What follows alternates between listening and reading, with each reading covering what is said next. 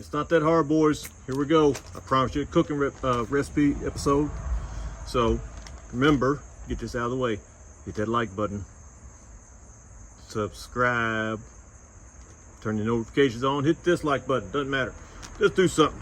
All right, here we go. Oh, I'm supposed to say this too. These videos are for education and information purposes only.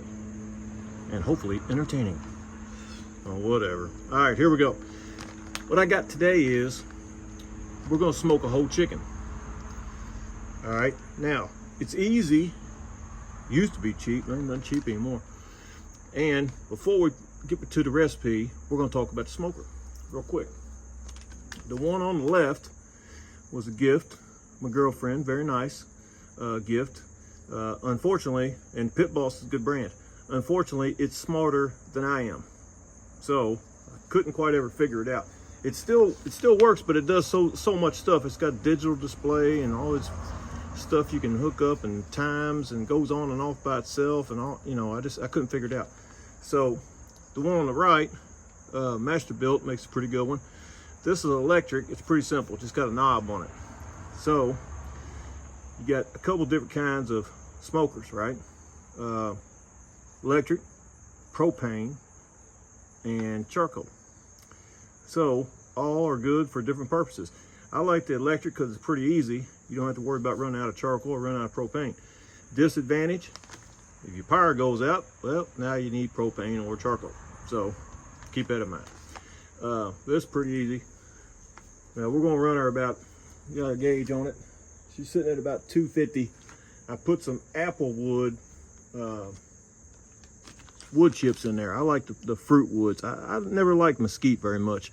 So hickory or any of your apple woods, pecan, cherry, stuff like that, I think it's a little better, but whatever you can find. Soak your chips in some water right here so they don't flare up on you.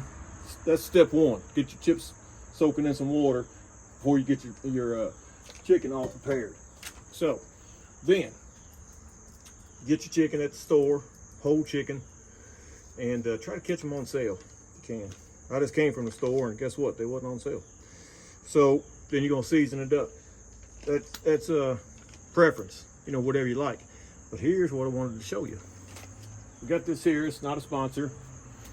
We got this here, Montreal chicken seasoning, and they make some pretty good products made by McCormick here. But I turned her around. I bought it just for demonstration purposes, but I turned her around and looked at the ingredients. Well, guess what? I already got all that stuff. In fact, I had some more. Black pepper, garlic powder, onion powder. I didn't bring it out. Parsley, sea salt. They had paprika on there. I think that's just for color. I don't think paprika does anything myself. And then I added a little bit of rosemary on there too. But to each his own. You can put anything on there. You could actually put nothing on it because you're going to get your flavor from the smoke anyway. So then we're going to put it on here. Put some gloves on, all right, so you don't get the chicken juice funk on you. And now we're going to put it in the smoker and hopefully not drop it. And then I'll show you what we're going to do next. Here we go. I can get her open. All right, there we go. Got a little drip pan in here with some water in it. Keeps things moist and catches a little bit of the chicken juice so it don't flare up on you. Well, we're going to go up on the top rack here. I can't remember if you put it upside down or which way, but with a smoke like this, I don't think it really matters. So, all right, shut the door. Door not lined real good. Well, I got that grill or the smoker I got on Facebook Marketplace for $50. So there's another tip of the day. Now, on this, look here. Before you get started on your chicken, I don't know if you can see it or not, but it might have, some of them do, some of them don't. It might have the gizzards and the heart and liver and stuff, you know, in the cavity. So make sure you pull that out. Don't throw it away. You can fry that up. Bread and cornbread and milk and cornbread and fry it up. That's good, especially that heart. That's what the Vikings used to eat. They used to eat the hearts, all the animals. You can Google that if you want. So then You just walk away from it. All right. Now, you can go take a nap, go cut the grass. That's what I'm gonna do, cut the grass. Don't take a nap, strike that. Don't be lazy, go find something to do. Watch more YouTube videos. Anyway, the cool thing about it is, you know, what inflation is and all that stuff, prices and stuff. This was about, and it wasn't on sale, it was about $7. Okay, that big truck going by there. This was about $7, and it's gonna be good. You just eat it off there and have a couple side dishes. We'll get that in a second. But then your leftovers, you pull that off, and man, you got a smoked chicken sandwich for lunch the next day. All right, a thing of lunch meat that says smoked chicken breast or whatever. I bought some of that too, just for comparison purposes. That's about $6, $5 for a little thing of lunch meat. You get the whole chicken here. So then your next day you're having the chicken breast. You'll pull it off for sandwiches for lunch. But then here's where it gets real good. A lot of things are better the next day. Save the whole chicken and then boil it, bones and all. Boil it in a big pot. All right, you might add a little bit of water to it, you know, as it's boiling down. And then you can make smoked chicken and dumplings. That's right, not just chicken and dumplings, smoked chicken and dumplings. And I guess I'll do another video on that, but that's pretty easy. And that's a whole nother meal. So you can go and get, you know, 3 or 4 meals out of this, you know, for $6, $7. You know, that's pretty good. So what we're having to go with it, Uncle Vic, you say? Well, we went shopping at God's grocery store, and look here. We're gonna have some corn on the cob and some fresh tomatoes to go with it. But you can make anything with it, you know, you want that don't cost a whole lot. I'm trying to save some money here.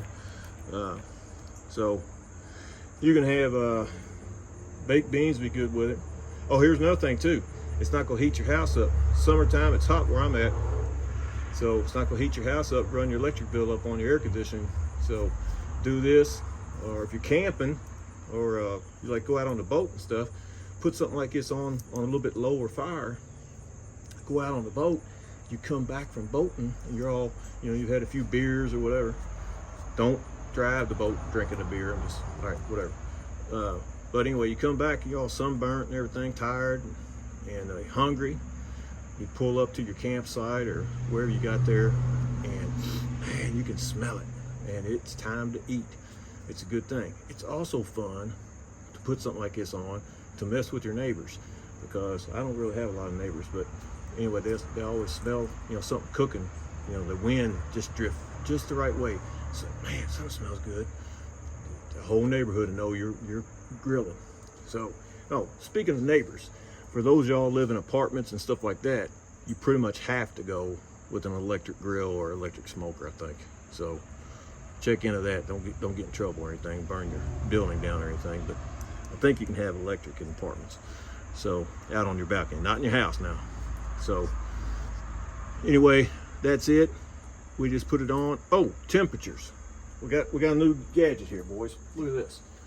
Now, I don't know if I'm gonna use it or not, but it was a Christmas gift. Let's see, I don't know if you can see this or not. These are all one-shot videos. I don't edit anything, if you haven't figured that out. But I got this here.